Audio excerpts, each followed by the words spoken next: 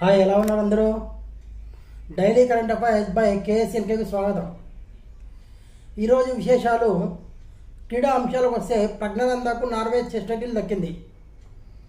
భారత star chess player Praggnanandhaa ప్రతిష్టాత్మక Norway chess title సాధించాడు. శుక్రవారం చివరి రౌండ్లో జర్మనీ క్రీడాకారుడు విన్సెంట్ కీమర్ను ఓడించి ప్రజ్ఞ విజేతగా నిలిచాడు.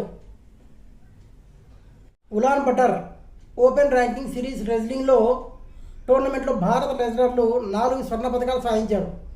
పురుషులు గ్రీకో రోమన్ విభాగంలో సునీల్ కుమార్ 87 కేజీలు, నితేష్ 97 కేజీలు, మహిళల ఫ్రీ స్టైల్ విభాగంలో మనీషా 57 కేజీలు, నేహా 59 కేజీలు పసిడి పథకాలను సొంతం చేసుకున్నారు.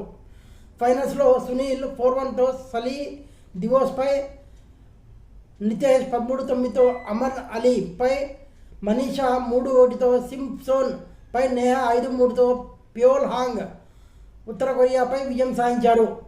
గ్రీకో రోమన్ 60 కేజీల విభాగంలో సుమిత్, మహిళల ఫ్రీస్టైల్ 50 కేజీల విభాగంలో నీలం కాంస్య పథకాలు గెలిచారు. ప్రపంచ యోగాసన ఛాంపియన్షిప్లో మన అథ్లెట్లు సంపూర్ణ ఆధిపత్యం కనబరిచారు.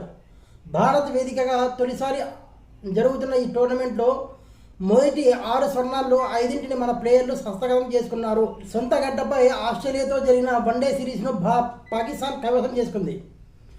3 మ్యాచ్ల సిరీస్లో భాగంగా గురువారం అర్ధరాత్రి దాటాగా ముగిసిన చివరి వన్డేలో ఆతిథ్య పాకిస్తాన్ 4 వికెట్ల తేడాతో ఆసీస్ను ఓడించింది. అంతర్జాతీయ కరెంట్ అఫైర్స్ విషయానికి వస్తే భారత్కు Su-57 స్టెల్త్ ఫైటర్ జెట్లు సంసిద్ధత వ్యక్తం చేసిన పుతిన్, భారత్కు 5వ తరం అత్యాధునిక స్టెల్త్ యుద్ధ విమానం సుఖోయ్ Su-57 అందించేందుకు తాను సిద్ధంగా ఉన్నానని రష్యా అధ్యక్షుడు వ్లాదిమిర్ పుతిన్ ప్రకటించారు.